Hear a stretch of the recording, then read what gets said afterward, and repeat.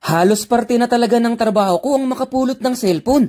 Pero ngayon grabe to mga kabasura. Jackpot to kasi may iPad na tapos may mga cellphone pa. Pero alam nyo kung saan ako mas natutuwa? Kasi kahapon lang ay namigay tayo ng 6 na cellphone. Tapos ibinalik agad sa atin.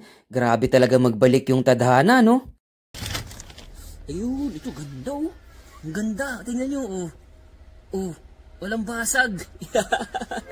Pero syempre, para mas maintindihan nyo, ikukwento ko muna sa inyo kung saan talaga nanggagaling yung mga ganyang napupulot ko. Etong company kasi na napasukan ko dito sa South Korea ay nangungulekta ng mga basura sa iba't ibang apartment. Tapos, dinadala yun dito sa company namin.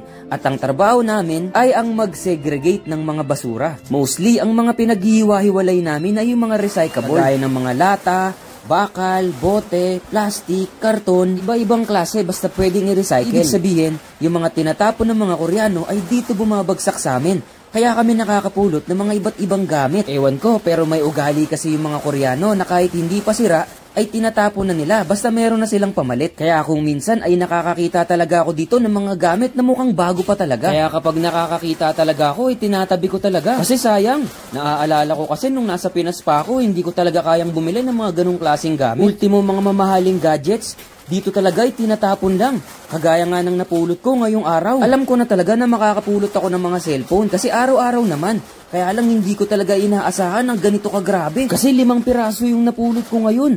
May iPad na tapos may 4 na cellphone pa. Tapos yung isa doon ay iPhone pa. Grabe, kaya tuwang-tuwa talaga ako. Ito mga kabasura, sinuwerte na naman tayo. Ayan oh. Ang dami, mukhang magaganda pa. May iPad pa mga kabasura. Grabe, jackpot. Ayun oh, ang ganda ng iPad. Ay, basag. What? Sayang, basag-basag pala yung screen. Yan, hindi ko napansin. Sayang, ang ganda pa ng likod niya kasi oh. Oh, ang ganda ng likod niya. Basag na pala yung Sayang. Sana yung iba, hindi. Ayun, ito ganda oh. Ang ganda, tingnan nyo oh. Oh, walang basag. Grabe, jackpot pa rin kahit wala yung iPad. Oh, ayan oh. Ito may basag ko. Ay, hindi, wala. Screen protector. Ayan oh, screen protector lang yung niya. Yung may basag. Ayun oh, sana gumana. iPhone.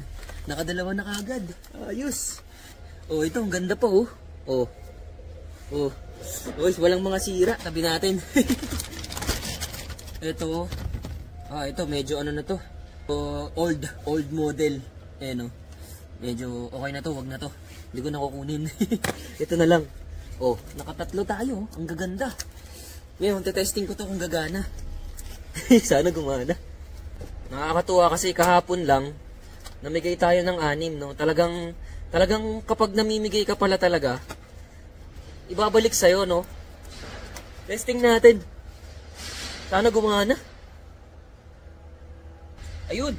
Ayun, gumana, ayun, no? May logo na ng battery. Ibig sabihin nito, ayos to, goods to mga kabasura.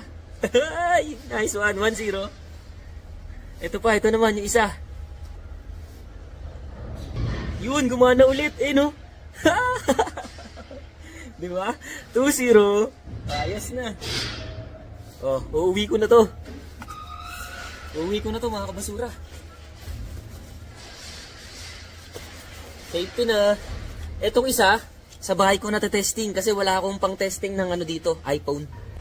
Kaya pagtapos ng trabaho, binitbit ko na kaagad yung mga napulot kong cellphone at dinala ko rito sa kwarto ko. Ganito kasi lagi ang ginagawa ko. Doon kasi sa trabaho ay talagang wala akong oras para mag-testing ng maraming cellphone. At siya nga pala, hindi lang pala puro cellphone yung napulot ko kanina kasi may napulot din ako mga relo. Sayang at hindi ko rin yung nabidyohan. Pagkatapos ay naguhubad muna ako ng damit pang trabaho. Hindi ko kasi yung pinapasok dito sa kwarto ko. At eto nga, tara't samahan nyo ako. Testingin yung napulot nating iPhone kanina. Lahat nga pala ng napulot kong cellphone ngayon ay para sa inyo.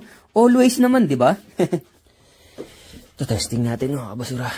Testing natin to, testing. Teka lang, kuha pala akong charger. Ito yung charger. Sana gumana to. Testing natin kung gagana.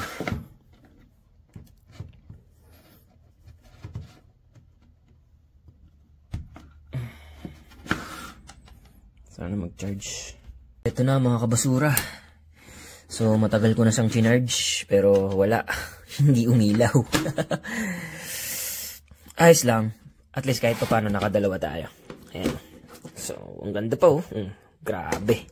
Hindi mo kalaing galing sa basura. Napakakinis. So, yun. Wala eh. Hindi gumana, pero yung dalawa, abangan nyo. Natural, para sa inyo yun. Dito lang yan sa Nag-iisang Basurero TV. Be kind, but not always. Peace!